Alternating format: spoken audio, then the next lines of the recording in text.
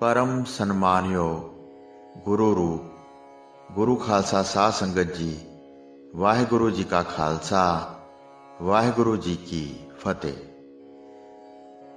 नानक नाम आराधिया बिघन ना लागै कोय। सतगुरु जी फरमाउंदे हन कि वाहिगुरु दे नाम की आराधना करन करके कोई भी बिघन दुख नहीं लगता या रुकावट नहीं पैंदी। प्रभ सिमरत कछ बिघन ना लागै।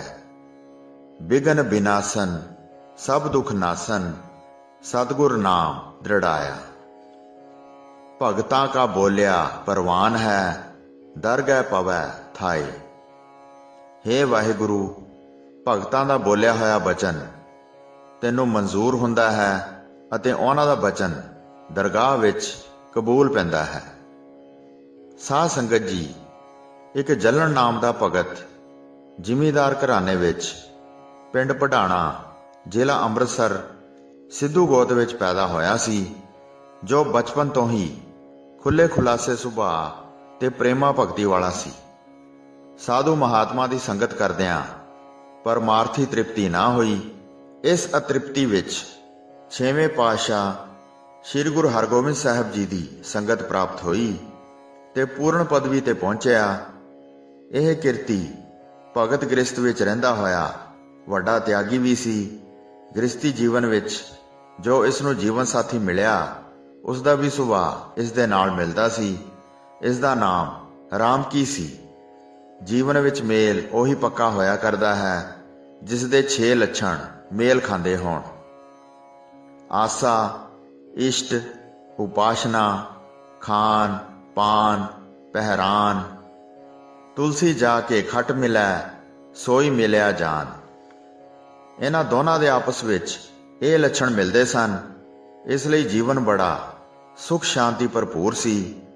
जिमीदारां करदिआं सरकारी मामला उगराउण वाला एक कर्मचारी इन्हां दे सुभाअ तो प्रभावित हो के प्यार सत्कार नाल बोलिया करदा सी, जिस ते महात्मा दी उस दे उत्ते दृष्टि हो गई। एक दिन की घटना है कि इस दे घर वाली राम की हाथ जोड़ के चरना विच खलो गई। जलन ने पूछया, इउं खड़न दा की कारण है? राम की ने बेनती की कि मैं अज सारे जीवन भर दियां कीतियां भुलां दी माफ़ी मंगण लई चरना विच हाज़र होई हां। राम की एक पतिव्रता औरत सी। भगत जी कहण लगे कि बिना गलती कीते माफ़ी मंग रही हैं, जदों कि कलयुग दीआं औरतां गलती करके भी माफ़ी नहीं मंगदियां। भगत जी ने हैरान हो के पूछया, तेरे सारे जीवन विच मैं कदे कोई गलती नहीं देखी, फिर मैं तेरे नाल नाराज जां गुस्से नहीं होया। अज माफ़ी मंगण दा की कारण है? राम की ने उत्तर दिता कि मेरे श्वास बिल्कुल थोड़े बाकी हन, आग्या दिओ बैकुंठ धाम नूं जावां। गर्मी दी रुत सी। जलन दा मंजा कोठे ते डाया सी। अचानक आकाश वाल वेख्या तां आकाश मार्ग राही जमदूतां दा पकड़िया ओही सरकारी कर्मचारी मामला उगराउण वाला जो भगत जी नूं जी कह के बोलदा सी। उसनूं देख के भगत जी नूं बड़ी दया आई। जीवन साथी दा विछड़ना सुन के घबराया नहीं, क्योंकि दुख सुख विच बिरती समान सी। कहा, राम की जिवें सारी जिंदगी आग्या पाली है, किसी तरह अंत वेले भी मेरी आग्या मन के उपकार करना। बैकुंठ जाण तो पहला धर्मराज की कचहरी पहुंचना, उत्थे जमदूतां दा पकड़िया होया सरकारी कर्मचारी जो मैनू जी कहंदा रहा वह मिलेगा। धर्मराज नूं मेरे वल्लों कहना कि जलन भगत दा तुहाडे प्रति एक सुनेहा है कि इस कर्मचारी दा लेखा सोच विचार के करना, क्योंकि ये मैनू जी कहंदा रहा है। जे को जियो ओना को जम की तलब ना हुई।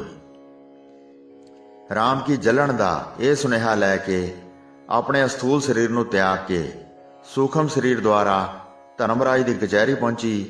धर्मराज वेख के हथ जोड़ के सत्कार विच कहंदा है कि तुसी मेरा भवन पवित्र कर दिता है। नाम ध्यान साजना जन्म पदार्थ जीत, नानक धर्म ऐसे चवे की तो पवन पुनीत। ਰਾਮ ਕੀ ਨੇ ਜਲਣ ਦਾ ਸੁਨੇਹਾ ਦਿੱਤਾ। ਧਰਮਰਾਜ ਨੇ ਸੁਨੇਹਾ ਸੁਣਦਿਆਂ ਹੀ ਉਸਦੇ ਕੀਤੇ ਕਰਮਾਂ ਦਾ ਲੇਖਾ ਮੁਆਫ ਕਰਕੇ ਬੈਕੁੰਠ ਭੇਜ ਦਿੱਤਾ। ਰਾਮ ਕੀ ਸੋਚਦੀ ਹੈ ਕਿ ਭਗਤ ਜੀ ਨੂੰ ਧਰਮਰਾਜ ਨੇ ਜੋ ਮੇਰੇ ਪਤੀ ਦੀ ਆਗਿਆ ਦਾ ਪਾਲਣ ਕੀਤਾ, ਹੁਣ ਇਸ ਦਾ ਪਤਾ ਮੈਂ ਆਪਣੇ ਪਤੀ ਨੂੰ ਜਾ ਕੇ ਦੱਸ ਕੇ ਫੇਰ ਬੈਕੁੰਠ ਜਾਵਾਂ। ਇਧਰ ਲੋਕੀ ਉਸਦੇ ਮਰੀ ਤੋਂ ਜਲਣ ਜੀ ਕੋਲ ਅਫਸੋਸ ਕਰਨ ਲਈ ਆਉਂਦੇ ਸਨ। ਉਧਰ ਰਾਮ ਕੀ ਦੁਬਾਰਾ ਜਿਉਂਦੀ ਹੋ ਗਈ। ਲੋਕਾਂ ਨੂੰ ਖੁਸ਼ੀ ਤੇ ਜਲਣ ਨੂੰ ਇਸ ਕਰਤੱਵ ਤੇ ਗੁੱਸਾ ਆਇਆ ਤੇ ਪੁੱਛਿਆ, ਵਾਪਸ ਕਿਉਂ ਆਈ ਹੈ? ਰੱਬੀ ਆਗਿਆ ਦਾ ਉਲੰਘਣ ਨਹੀਂ ਕਰਨਾ ਚਾਹੀਦਾ। ਰਾਮ ਕੀ ਨੇ ਬੇਨਤੀ ਕੀਤੀ, ਹੇ ਪਤੀ ਦੇਵ ਜੀ, ਖਿਮਾ ਕਰਨੀ, ਮੈਂ ਆਪ ਤਾਂ ਸਿਰਫ ਇਤਨਾ ਹੀ ਦੱਸਣ ਆਈ ਹਾਂ ਕਿ ਧਰਮਰਾਜ ਨੇ ਆਪ ਜੀ ਦਾ ਹੁਕਮ ਮੰਨਦਿਆਂ ਹੀ ਸਰਕਾਰੀ ਕਰਮਚਾਰੀ ਨੂੰ ਬੈਕੁੰਠ ਧਾਮ ਵਿੱਚ ਭੇਜ ਦਿੱਤਾ ਹੈ। ਜਲਣ ਨੇ ਕਿਹਾ ਕਿ ਦੱਸਣ ਦੀ ਕੀ ਲੋੜ ਸੀ, ਇਹ ਤਾਂ ਮੈਨੂੰ ਪਤਾ ਹੀ ਹੈ ਕਿ ਧਰਮਰਾਜ ਰੱਬ ਦੇ ਪਿਆਰਿਆਂ ਦਾ ਹੁਕਮ ਨਹੀਂ ਮੋੜਦਾ। ਭਗਤ ਮੁਖ ਹੈ ਤੇ ਬੋਲਦੇ ਸੇ ਵਚਨ ਹੋਵੰਦੇ।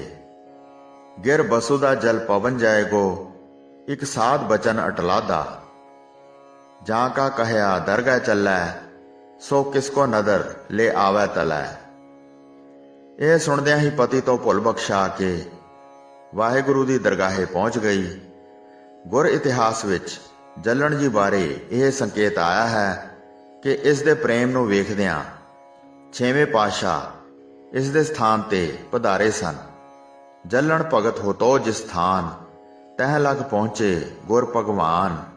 ਨਾਮ ਰਾਮ ਕੀ ਤਿਸ ਕੀ ਦਾਰਾ, ਹਰਖਤ ਔਰ ਪਿਖ ਵਾਕ ਉਚਾਰਾ। ਇਹ ਸਾਖੀ ਦਾ ਇਹ ਭਾਵ ਹੈ ਕਿ ਭਗਤਾਂ ਦਾ ਕੀਤਾ ਹੋਇਆ ਬਚਨ ਰੱਬ ਦੀ ਦਰਗਾਹ ਵਿੱਚ ਪ੍ਰਵਾਨ ਹੁੰਦਾ ਹੈ। ਭਗਤਾ ਤੇਰੀ ਟੇਕ ਰਤੇ ਸਚ ਨਾਏ। ਭਗਤਾਂ ਨੂੰ ਹਰ ਵੇਲੇ ਤੇਰੀ ਟੇਕ ਹੈ, ਤੇਰੀ ਓਟ ਹੈ ਅਤੇ ਭਗਤ ਸੱਚ ਨਾਮ ਵਿੱਚ ਤਦਾਕਾਰ ਰਹਿੰਦੇ ਹਨ ਜਾਂ ਰਚੇ ਰਹਿੰਦੇ ਹਨ।